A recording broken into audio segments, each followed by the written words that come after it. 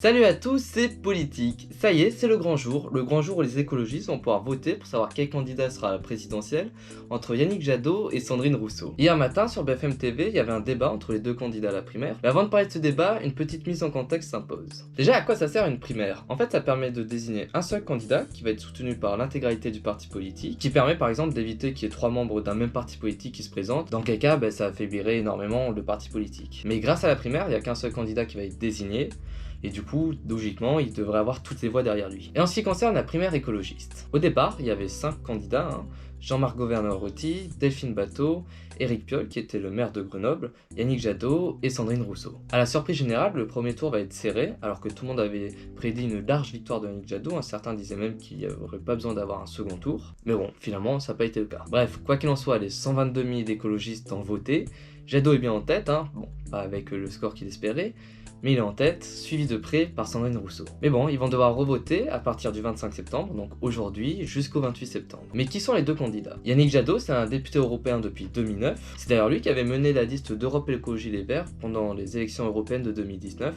qui avait eu un sacré succès, puisqu'ils étaient arrivés 3ème avec 13% des voix. Il a également été le directeur de campagne de Greenpeace de 2002 à 2008. Et il apporte avec lui une écologie plus pragmatique. Concernant Sandrine Rousseau, c'est une écologiste qui a intégré Europe Écologie Les Verts en 2009. En revanche, elle n'a pas du tout la même vision d'écologie, puisque elle apporte avec elle une écologie beaucoup plus radicale. Et hier, ils ont organisé un débat afin de se départager, mais concrètement, qu'est-ce qui a été dit dans ce débat? Le premier thème conservait le point d'achat, et Sandrine Rousseau a fait énormément de débats, parce qu'elle a affirmé que si elle était élue, elle allait augmenter le prix de l'essence de 6 à 10 centimes par litre et par année de mandat. Bon, c'est loin d'être une décision qui a fait l'unanimité, puisque l'augmentation du prix du pétrole, souvenez-vous, c'était l'élément déclencheur de la crise des gilets jaunes. Mais en parallèle, elle souhaite compenser cette hausse des prix en mettant en place la gratuité des transports. Yannick Jadot, lui, il n'est pas très fan de la gratuité des transports, excepté pour les jeunes et les familles les plus modestes. Cependant, pour inviter les Français à de moins en moins utiliser la voiture, il compte développer de petites gares dans les villages un peu partout en France. Il souhaite également permettre aux 2 millions de familles qui vivent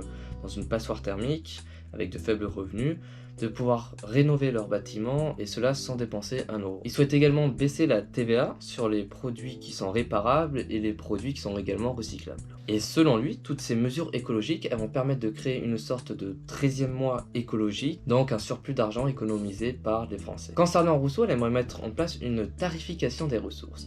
Alors, qu'est-ce que c'est qu'une tarification des ressources? En fait, les premiers kilowatts et les premiers litres d'eau seraient gratuits, mais les usages excessifs, eux, seraient payants. Mais qu'est-ce que c'est qu'un usage excessif? C'est pas très clair, à vrai dire, mais elle a utilisé l'exemple de laver sa voiture, par exemple. Donc concrètement, si on veut laver sa voiture avec de l'eau, il faudra payer cette eau. Le deuxième thème qu'ils ont abordé, c'est celui du nucléaire. Il faut savoir que le débat s'est plutôt bien passé, les deux candidats n'étaient pas là pour dévaloriser l'autre, et ils n'avaient pas réellement de grands désaccords, mais des idées différentes sur différents sujets. Par exemple, pour la question du nucléaire, les deux étaient d'accord pour quitter le nucléaire, mais Rousseau, elle, veut le quitter le plus rapidement possible, alors que Yannick Jadot souhaite une sortie plus responsable, c'est-à-dire sur 15 à 20 ans. Il n'a pas hésité à rappeler que les énergies renouvelables coûtent 2 fois moins cher et permettraient aussi de créer 3 fois plus d'emplois que le nucléaire. Mais là où il y avait vraiment une grande différence, c'est sur la dissuasion nucléaire. Vous savez, la France est l'un des 8 pays au monde à détenir l'arme nucléaire, et Sandrine Rousseau souhaite s'en passer et entrer dans une logique de désarmement nucléaire, alors que Yannick Jadot, lui, ne compte pas s'en débarrasser et souhaite continuer à garder cette arme. Voilà, c'est la fin de la vidéo. Alors j'ai pas vraiment parlé de leur programme en entier, puisque ça m'aurait pris beaucoup plus de temps.